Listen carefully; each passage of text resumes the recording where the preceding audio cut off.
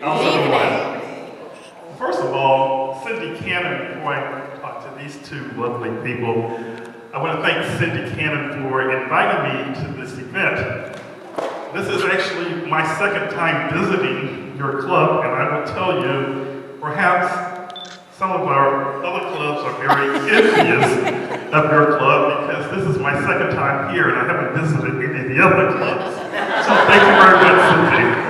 But when she mentioned that North Gwinnett Advanced Toastmasters was going to have this special meeting to salute Cal and Livya Mitchell, I certainly had to be here.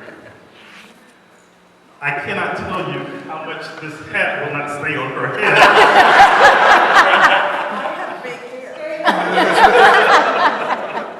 How much these two individuals have meant to not only District 44, but District 14. You guys have been just extremely dedicated and committed, very supportive. Anything that we needed done in 14 to 44, we know that we always can call on Livya McCall and they will come to our rescue.